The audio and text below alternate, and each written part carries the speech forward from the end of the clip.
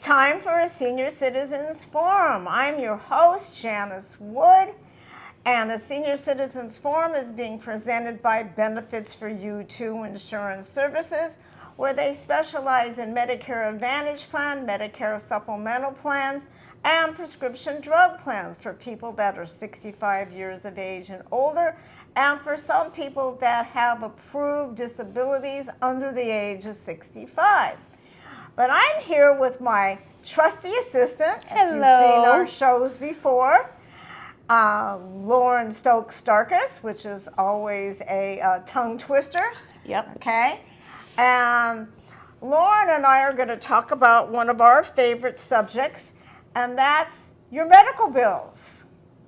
Medical billing can be so complicated. We know this is just very much a subject that's hard to break down on your own. So we kind of want to break down some bills, kind of explain things to you, make sure that you guys aren't paying bills you shouldn't be paying, and making sure you understand all of the bills you're getting. And why Lauren's here doing this subject with me is because she has a background in medical billing when she worked for someone else who I happen to know. She did the medical billing with decoding. So she learned how easy mistakes happen. She also has a background in prescription drugs and what they're about. So she knows a little bit about that. Plus that, I can't believe that I'm going to say this, she and I have been together, we're getting close to Almost 6 years. 6 years already. Yeah. So she herself has listened to me on the phone with many a client who have called about bills. One of the things that they call about is bills or statements that they're receiving. Okay.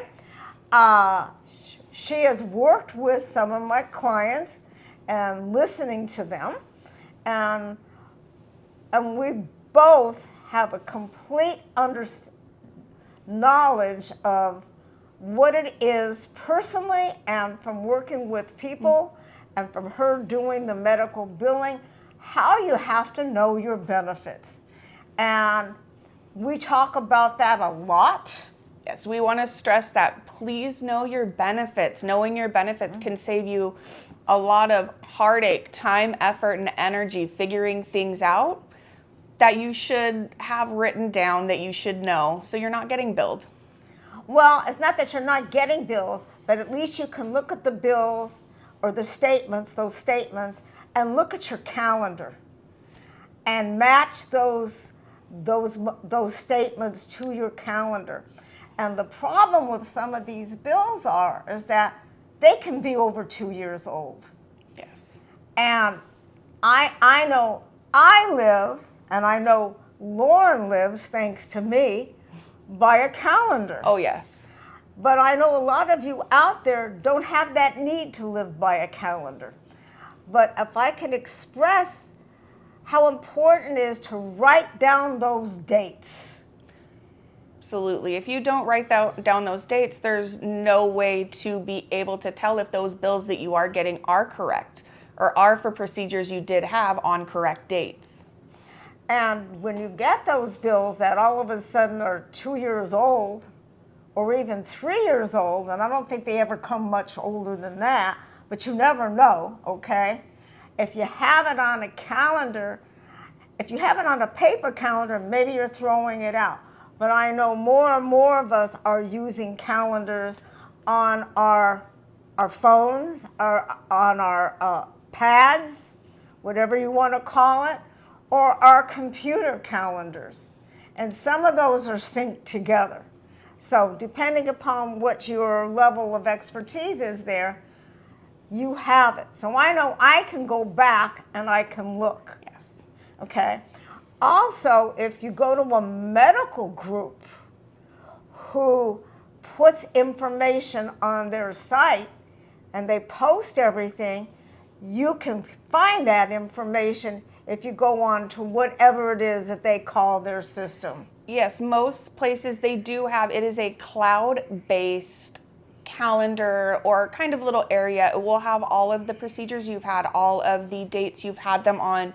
It will even have a list of your doctors. It will keep down your medical insurance information. It's a little tool that most medical groups have that will keep all of your medical information right at your fingertips at any time. And more medical groups will have this available to them as they move over into this new electronic era. But we're hoping that, if you have a paper calendar, I would keep those for at least 3 years before you throw them out, just in case for medical reasons. But first, before we go into too much more on medical, I want to make sure you understand some very basic terminology. Yes. And the basic terminology is part of knowing your benefits. And as I've said in the past, if you've seen our show before that talks about this, those benefits are so important. I have a show coming up where we're going to be talking about HMOs, PPOs, and medical groups. And one of the bases of that show was knowing your benefits. Yes. Okay? And as an insurance agent that does Medicare insurance products, and I also do other health insurance products. So some of the terminology is very similar and it means the same thing, okay? So very basic. And I'm going to ask Lauren a question and see if she can give us an explanation. Right. So when I start talking about a deductible, what do you think? What is a deductible? So a deductible is an amount of money that you are going to have to meet before the plan kicks in and pays for certain procedures, certain things. Right. So that's real important to know. So on, let's say, Medicare supplement, okay, there is a deductible in the Medicare Part B, okay? You will find that. If you are looking at Medicare Advantage plans, the majority of those, and I'm not going to say none of them do, but the majority of those don't have a deductible. But if you have, which I call pre-65 health insurance, and it says something, co-payment is $10 after deductible, that means you're paying the deductible before the co-payment goes in. And I'm going to talk about a co-payment in a few minutes and what that means, okay? Or co-insurance, we're going to talk about that. So if that is what a deductible is. Now, what's the next one we're going to look at? Maximum out of pocket. Right. So what is a maximum out of pocket? A maximum out of pocket is going to be the maximum number of money that you are going to have to pay before the health plan kicks in and pays for you. Is that how I'm saying it correct? Pretty much, not quite on. So the maximum amount of pocket is going to be once you spend a certain amount of money. So if you're in the Medicare world, it's once you spend for Medicare covered services, you spend, let's say it's $1,000. Okay. I'm just making it up because there's so many different amounts, okay? So once you spend $1,000 out of your own pocket for Medicare covered services, then for the rest of that calendar year, your medical plan is going to pick up the rest of your bills. Okay. And included in that is if you have a deductible, that's included in that maximum out of pocket. Very important. It is very important to know. And you should be watching that to see how much you spent. Because if you reach that maximum out of pocket and you're still getting bills, this doesn't include prescription drug. We're talking medical in a hospital, because prescription drug are always separate, okay? So if that maximum out of pocket is reached and you're still getting billed, you need to call the insurance company and find out why, because they should not. I also would be calling the doctor's office, but we're going to talk about that in more detail. But that's a maximum out of pocket. I just mentioned coinsurance a few minutes ago and copays, but I'm asking you, what is a coinsurance? So the coinsurance is a percentage. Coinsurance, you are going to pay a percentage, and the insurance will also pay a percentage of the service. So you're saying that if my bill is $1,000, I'm going to pay $100? If your coinsurance is 10%, you would be paying $100 out of that $1,000 when you go in. So if my coinsurance out of $20,000, I'm going to pay $2,000? Yes. Life's getting expensive. It gets very expensive in the medical world. It's very expensive. Oh my goodness. Yeah. So I also mentioned the word copay. So a copay, that one's a little different. A copay is a flat fee that you are going to pay when you go in to see your doctor. Okay. So if you know your benefits, you're going to see in your benefits, it says either $0 or $10, $20, it could be more. When we talked about the coinsurances can be up to 50, even 60%. That is a lot of money. Yes, it is. It is a lot of money, and it's very scary. It is scary because when you're going in and you don't know these benefits, you hear 10%. Well, 10% of what? When you're getting up into the higher numbers, it's very scary. You need to know these benefits. You need to know what you should be paying, what you shouldn't be paying. One of the things in the non-Medicare world, it will be called in-hospital fees. You're going to pay 40%. 40% of what? Yes. 40% could be a very big number. It could be a very small number. That's another reason why you need to know these benefits, what your percentages are. Okay. And one of the things that I am going to recommend that you do before you go into a hospital, if it's non-emergency, okay? If it's emergency, life's a different story, Yes. okay? But if you know you're planning on having a surgery, and this is more non-Medicare, but if you're planning on having a surgery, I would go to the hospital and to the doctors that you're seeing and saying, what are my costs going to be up front? Yes. And I remember several years back, Lauren's sister went and she asked for a statement, and then things weren't the way they were quoted. No, things aren't always going to be. Unfortunately, my sister was quoted a number, and when she got the bill in the mail, it was not off by a few percent. It was off by about $4,000. And that, if you're living on a fixed income, That's a big deal. that's a big deal. I mean, if you're not living on a fixed income and you happen to have money in the bank, I can think of better places I would want to put my $4,000. Oh, yes. Okay.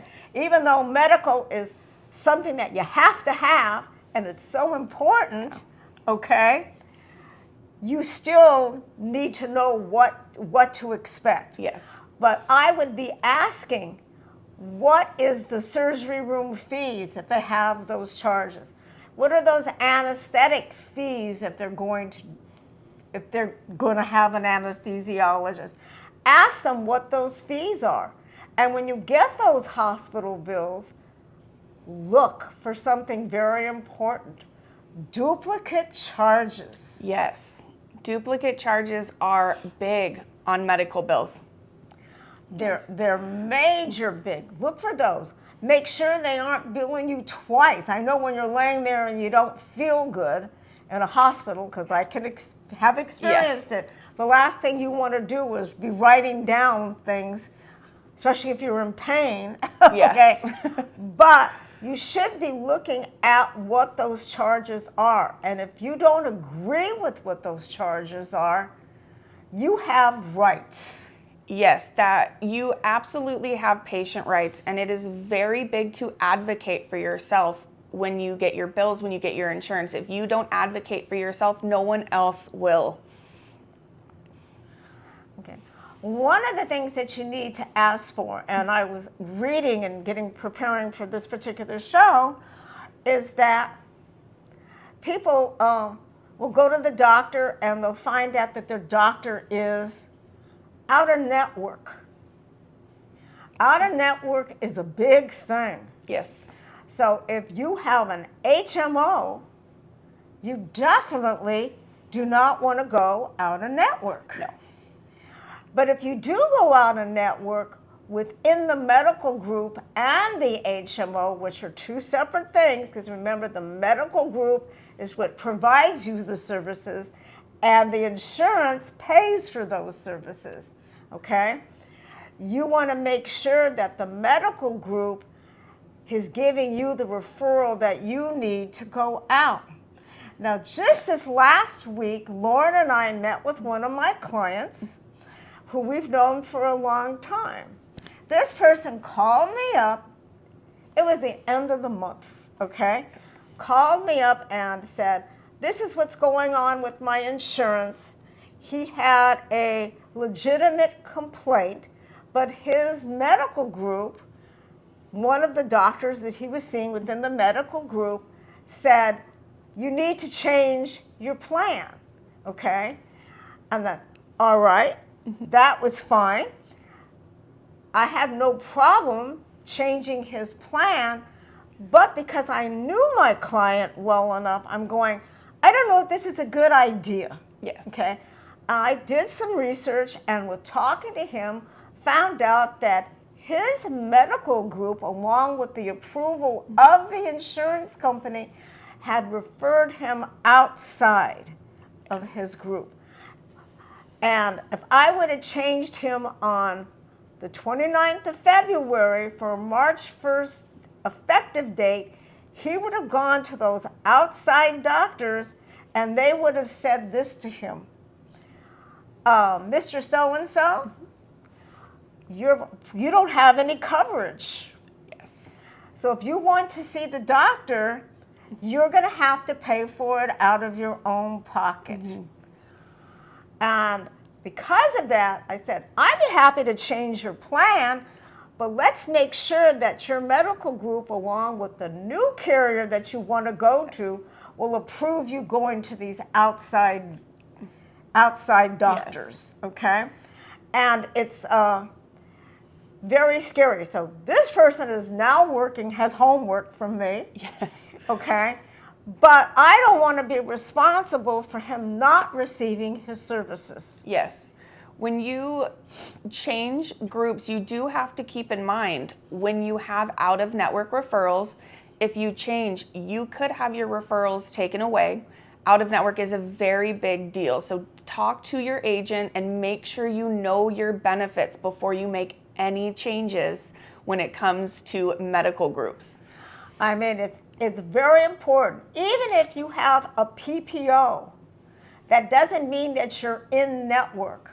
And a lot of PPOs have in-network co-payments and co-insurance and out-of-network. Yes. And if you look at your co-payments, you're going to see that they're different for in-networks as they are for out-of-network. And it's always going to be more money out-of-network, unless you have a really good group plan that covers you in and out-of-network. Yes. And they are out there, but not on individual plans. Yes. Okay? So that's really, really important. So I don't know what else to say, that you need to know your benefits. I'm going to say that throughout this. If you don't know your benefits and all of a sudden you're getting bills that you don't understand, there's no way that you can fight those bills, because you do have ways you can fight those medical bills. Yes. But if you knowingly are out of network, you don't have a leg to stand on. Yes. you're going to have to pay them. Yes. And there's ways that you can work out those payments, but that's not where we want to go into. But it's real important. So one of the things I want to make sure is that everybody knows their benefits, okay? And part of knowing your benefits is having those benefits, okay? So when you're working with your insurance agent or you're working online, make sure you're getting copies of those insurance benefits. They're so important to have. Also, if you're in the Medicare world, you can ask for, even though I know I can get stuff online, I still like to leave my clients a hard copy. Yes. If you ever need a copy of that, talk to your agent. You can go onto your member services portal online. You can call your insurance company. You will find the number on the back of your insurance card. You could have a benefits packet sent out to you so you have the physical copy with you. Make sure you understand everything that is in that booklet. It is very important. And that insurance card that Lauren just mentioned is so full of fantastic information. Yes. On that, it's going to have, of course, your ID number, your name, but it's also going to have who your doctor is, who your medical group is. It's going to tell you if you have a PPO or an HMO or if you have Medicare supplemental, okay? It's going to tell you all of that. So it's real important. It's also going to tell you right on there what's your doctor's visits for your primary care doctor. What's the emergency room? What is the urgent care? It is all on the front of that card. You may find some of it on the back of the card, depending upon where. But on the back of that card, you're going to find where you can contact your insurance company. And I'm one who has used my insurance company to help me get out of some of the bills that I've gotten that I know I shouldn't have gotten. Yes, that's another. You want to make sure you are also familiar with that insurance card. It has so much valuable information, so many phone numbers. You can call, you can get online. Make sure you know that card inside and out. That card is real important. And the other thing, know what they call evidence of coverage, which they call an EOC in my world. Know what that evidence of coverage is, because you may need to use that evidence of coverage to prove that you have this coverage. Now we're going to talk about something that happened to me that I know Lauren was talking about with me earlier before we started, is that if you saw our other broadcast on medical bills, I talked about my ambulance. Yes. Okay? And how I felt like I was being bullied and harassed by that company. Okay? And then Lawrence told me, you can tell them what you found in your research for the show today about ambulance. So doing research, I have actually found ambulance companies are the #1 place that is going to send out bills that you do not have to pay. Regardless of if your benefits cover an ambulance ride or not, ambulance companies are sending out bills to many, many clients of theirs because they don't know that is covered in their benefits, which kind of circles back to wanting us to know our benefits. You don't want to get charged $300-400 for, or any amount of money. Well, I know that you don't have to pay. Yeah, I know I was being charged like $750, okay, for something that I knew I didn't have to pay. All right. So it's real important that you know that. Yes. And throughout the years, I've had I've had clients say to me, I would rather die than call for an ambulance. It's so expensive. Yes. And it's like, this shouldn't be, because if I want to take an ambulance, I'm having a life-threatening emergency, and I need that ambulance. Yes. But you need to remember when you took it, and you need to know those benefits, And I'm going to say that member services number on the back of the card, I know with my situation, I didn't want to pay that $750, which I was being told I had to pay. I called my insurance company and I used them to be my advocate. Yes. So they're there. They can help you with these charges that are outrageous. Yes. And being taken advantage of. So right now, we have to take a little break. All right. We need to hear from our sponsor, Benefits for You Too Insurance Services, and we'll be right back. Here at Benefits for You Too Insurance Services, we believe knowledge is power when it comes to selecting the correct healthcare and Medicare insurance. Please contact us at healthcareoptions@benefitsforyou2.com or call us at 310-245-0332. Welcome back to a Senior Citizens Forum. I'm your host, Janice Wood, and I'm here with my trusty assistant, Lauren Starkus. Okay, and we've been talking about your billing rights. What rights do you have, and what you should be doing? So just a really quick recap. We talked about how important it is to know your benefits. We can't express that enough. Oh, yes. Or repeat it enough because it's so important. We talked about what a deductible is, what a maximum out of pocket is, what a co-insurance is, and what a co-pay is. Those are your four main ones. There are other terms, but for this show, that's it. This is really good, and if you know those, you're ahead of the game. Yes. Okay? All right. We also talked about your insurance card and how important it is. I hope during our break, maybe some of you took out that card and looked at it, okay? Because it does have your personal information on it. That's one of the reasons we're not showing you ours, because it has our personal information on it. And that personal information is really important, okay?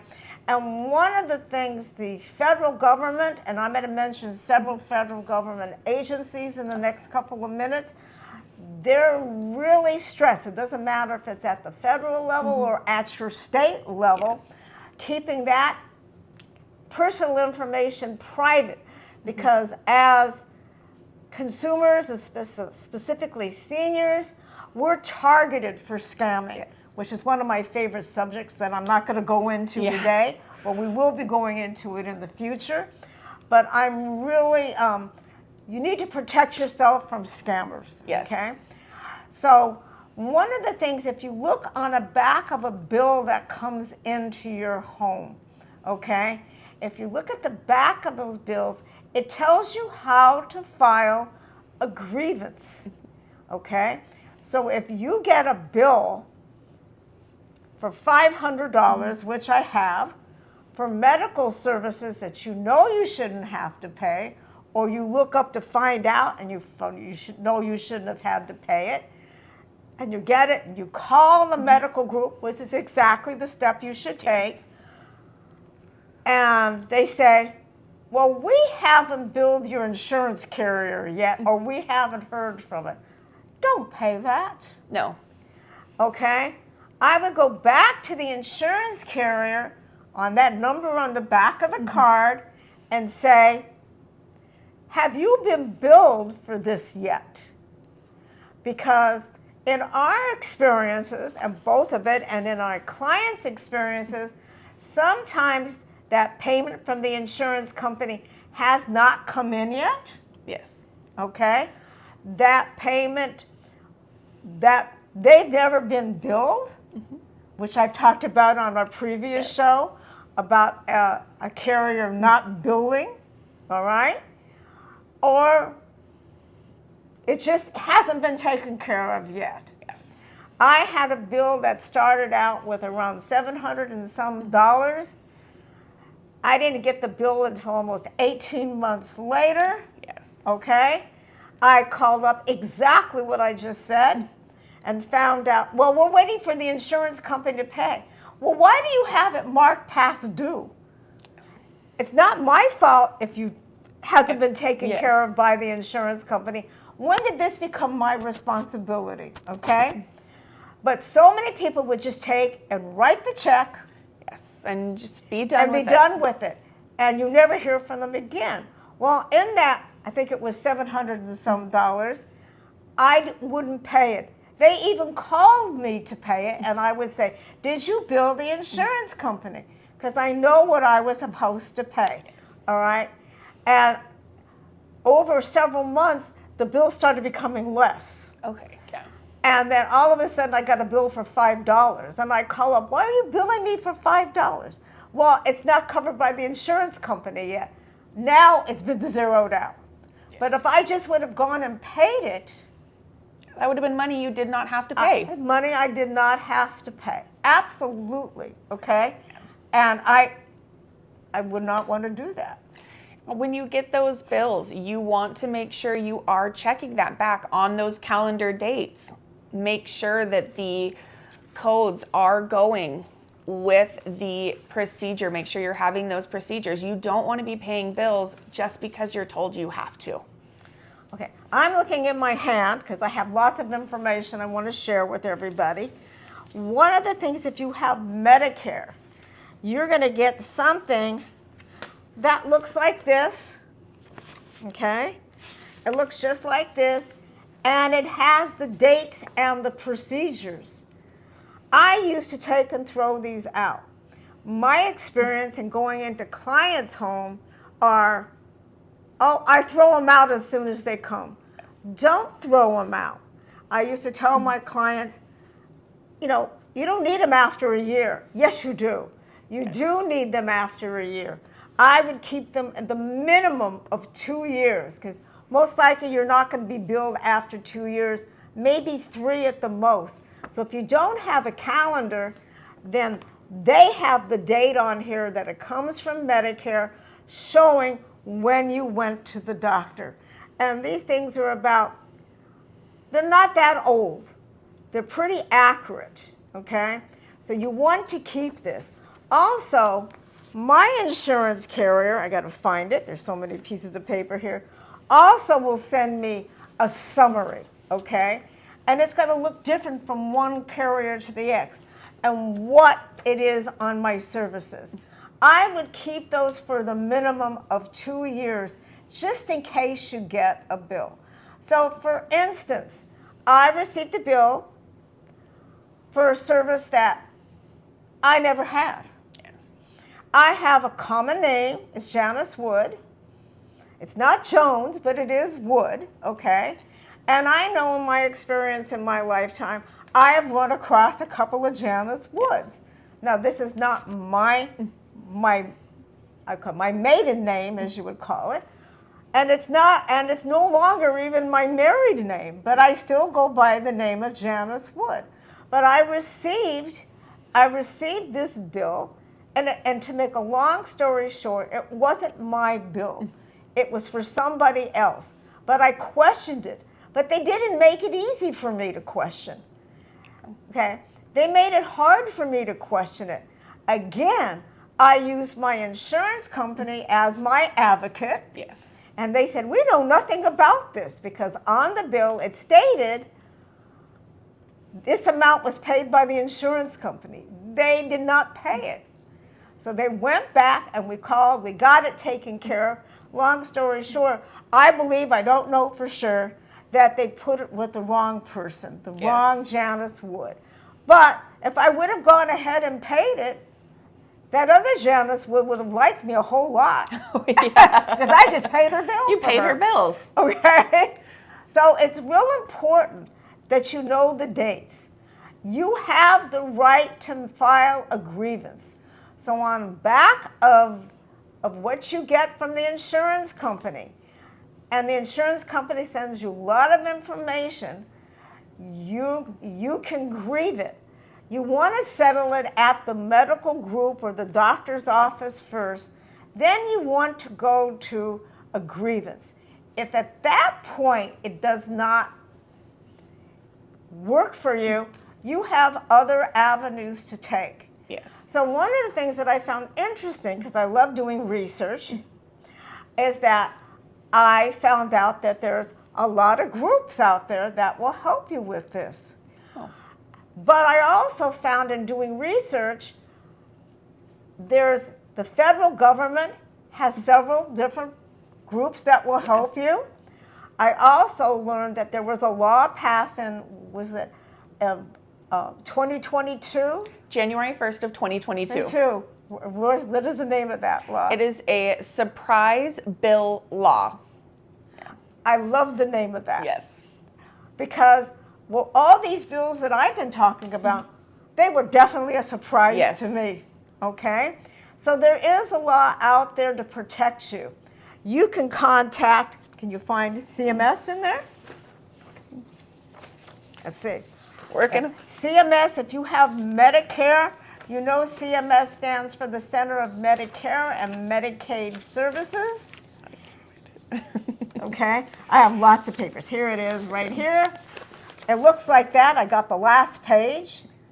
And you can contact them and they will be able to help you. If you look in there more, we will put this exact information up on the internet so you know where to call and contact. And they have a section that deals with bills. And you can contact them. It doesn't matter if you're Medicare or you're Medicaid or regular health insurance, you still can go through them to file a grievance on what's going on. It takes about 60 days from what I've been looking at, and you go through it. But remember all those items that I mentioned earlier in the show? You're going to have to give them your medical record number, the insurance company, the date that you're disputing, and why, okay? What is it? Because you already paid your co-insurance and they want to charge you more. Yes. Or they're charging you more than the co-pay, or maybe it wasn't yours. So many different scenarios out there. Yes, and we will link all of these different avenues that you could use down below if you ever need help with any of this.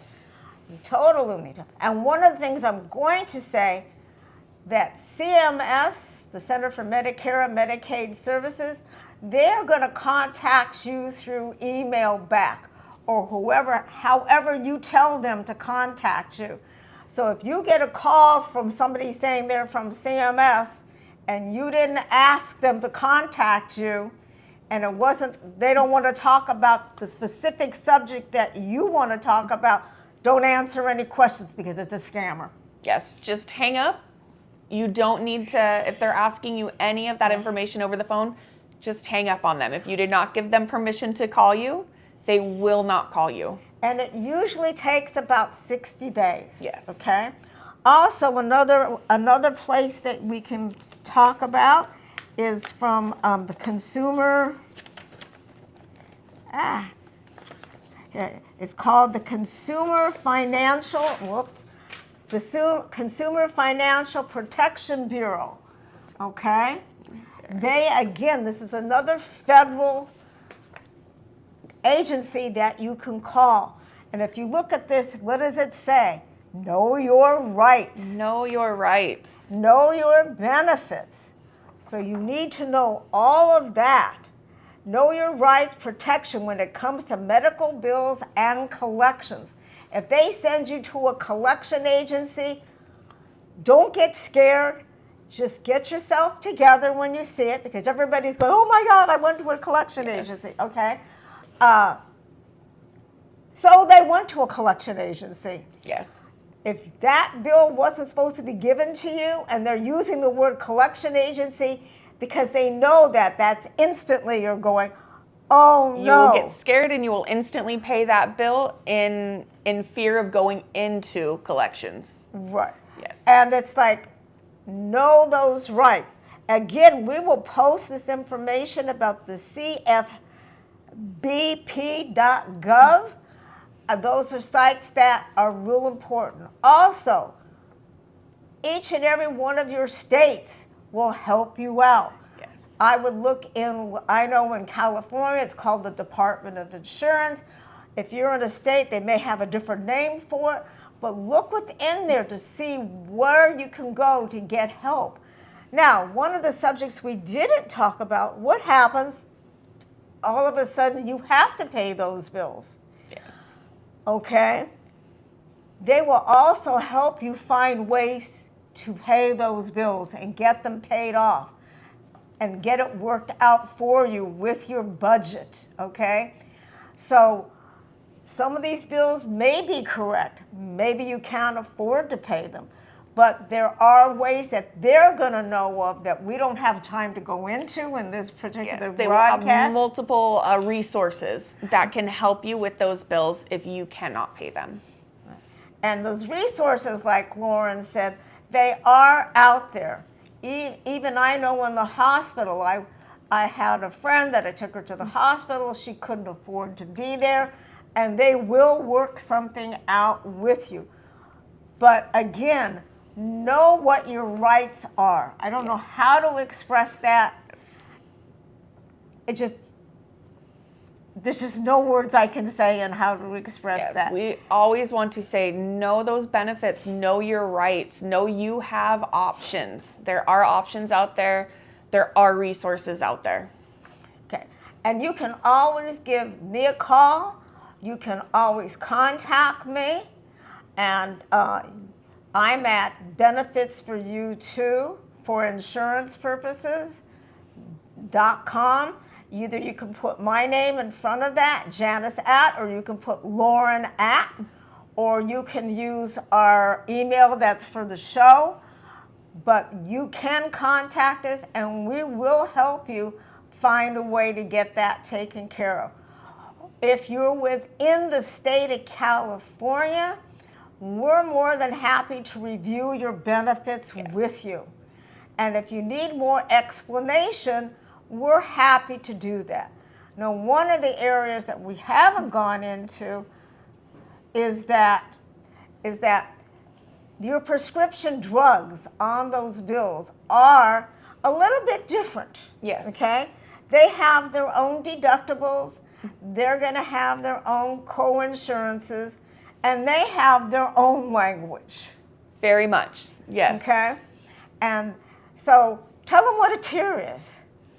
All right, so there are, well, I think we got to bring that back to a formulary first. Oh, that's true. Well, I don't want to go into that much detail, But so you are going to have a formulary of covered drugs. In that list of drugs, there are going to be different tiers of medications. You are going to have generic drugs that are covered by insurance. You might have a tier 2 that is brand name covered by insurance. You're going to have tier 3, which usually goes into non-preferred drugs that are not on the formulary. So there are going to be different tiers and different prices for medications based on a whole range of things. we could talk an hour on this. And we should next time. Yes. Okay. That's a good. Hey, that's a Yes. great segue for our next Yes. for our next show together. Okay, and we are going to talk about that. So if you have any questions for us, please contact. Thank you so much for watching us today, and we love to hear from you, and we love to have comments. And if there's any questions that you can give us that would help improve our show in regard to this particular subject of, really, do I have to pay that bill? Yes. Are they kidding me? Yeah. Please contact us, and we're happy to help you out, and we're happy to show you where you can go. But remember, that insurance company can become a fantastic advocate for you. Yes. Okay? Have a great day. Bye. Bye.